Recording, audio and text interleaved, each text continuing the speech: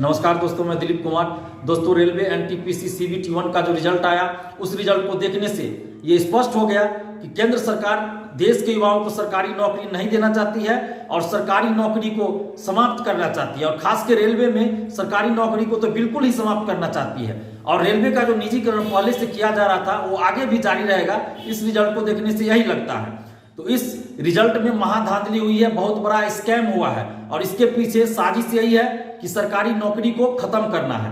और जो 35,000 से ज्यादा सीटों पे बहाली आई थी, वो 35,000 सीट भरना नहीं है, बल्कि उससे कम 5,000, 10,000, 15,000 बहुत हुआ सीटों पे बहाली हो जाएगी, बाकी सीट खाली रह जाएगा।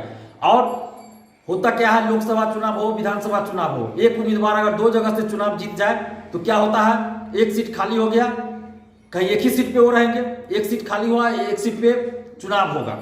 यहां भी यही किया गया है।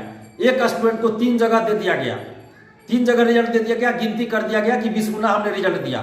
वो स्टूडेंट क्या होगा, कहीं एक जगह ज्वाइन करेगा, बाकी जगह खाली होगा। फिर अगली बहाली में दिखा देंगे कि हम इतना 1000 सीट पे बहाली निकाल रहे हैं, फिर करोड़ों रुपया स्टूडेंट से, बेरोजगार युवा से कमा लेंगे। फिर उस बहाली में भी ऐसा ही किया जाएगा कि सीट खाली रह जाएगा। तो ये बहुत बड़ी साजिश है देश के युवाओं से सरकारी नौकरी छीनने का और सरकारी नौकरी को खत्म करने का। तो इस रिजल्ट में जो महाधांधली हुई है, बहुत बड़ा स्कैम हुआ है, उस स्कैम के खिलाफ और सीबीटी 2 के लिए 7 लाख स्टूडेंट्स को मौका मिलना चाहिए। 20 गुना उन्होंने कहा था कि 20 गुना रिजल्ट देंगे सीबीटी 1 का, तो 20 गुना रिजल्ट चाहिए, 20 गुना स्टूडेंट्स का रिजल्ट चाहिए, ना कि 20 गुना आप सिर्फ रोल नंबर गिना दीजिए। एक ही स्टूडेंट्स का रोल नंबर 4 जगह 3 जगह आपने दे दिया और गिना रहे हैं कि 20 गुना, तो ऐसा नहीं होना चाहिए। 7 लाख स्टूडेंट्स होना चाहिए, 7 लाख से ज्यादा, 7 लाख से ज्यादा स्टूडेंट्स को आप सीबीटी 2 के लिए मौका दीजिए। इन्हीं मांगों को लेके कल 18 जनवरी को डिजिटल प्रोटेस्ट हो रहा है और इस डिजिटल प्रोटेस्ट में ट्विटर पे महाआंदोलन चलेगा, हैशटैग का अभियान चलेगा, जिसका हैशटैग आप लोग देख सकते हैं। और इस हैशटैग में कोई भी संशोधन नहीं कीजिएगा, अपनी तरफ से कुछ नहीं लगाइएगा।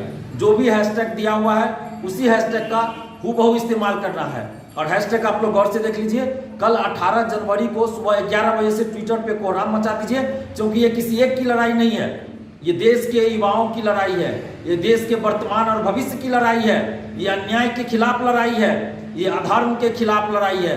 तो आपको अब डिसाइड करना होगा कि आप किस तरफ है, आप धर्म के तरफ है या अधर्म के तरफ है, आप न्याय के तरफ है या अन्याय के तरफ है। और देश के तमाम बुद्धिजीवियों, शिक्षकगणों, छात्र, युवाओं, छात्राओं, सभी से अपील है कि इस मुहिम में आप लोग साथ दीजिए, क्योंकि ये पूरे देश की लड़ाई है। अगर आज हम चुप बैठे रहे तो कल को हमसे हमारा जमीन, हमारा घर जायदाद भी इसी तरह छीन लिया जाएगा। आज सरकारी नौकरी को खत्म किया जा रहा है, अगर आज हम लोग चुप रहे तो कल को होगा हमसे हमारा घर भी छीन लिया जाएगा। तो ऐसी नौबत नहीं आए, इसलिए आज हम लोगों को आवाज उठानी पड़ेगी, मिलकर आवाज उठानी पड़ेगी, क्योंकि ये किसी एक की लड़ाई नहीं है, पूरे देश की लड़ाई है। और जो हैशटैग है उसको आप लोग देख लीजिए, इसी हैशटैग का इस्तेमाल कीजिएगा। हैशटैग है हैशटैग RRB NTPC, इसमें पूरा कैपिटल लेटर है, उसके बाद अंडरस्कोर 1 स्टूडेंट, इसमें 1 डिजिट में है और स्टूडेंट में सभी लेटर स्मॉल है। उसके बाद अंडरस्कोर 1 रिजल्ट 1 डिजिट में है और रिजल्ट में सभी लेटर स्मॉल है। तो इसी तरह आप लोग हूबहू यूज कीजिएगा।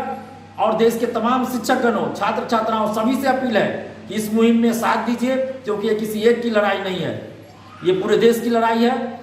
और जो हैशटैग दिया गया उसी हैशटैग का इस्तेमाल कीजिए और कल 18 जनवरी को अन्याय के खिलाफ इस लड़ाई में सभी लोग साथ दीजिए। धन्यवाद, जय हिंद।